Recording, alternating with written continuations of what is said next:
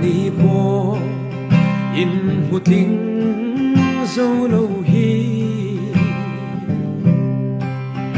Zaleng ten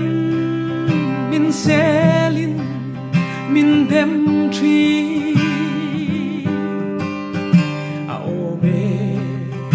katling zo big si lo kamual po non le tri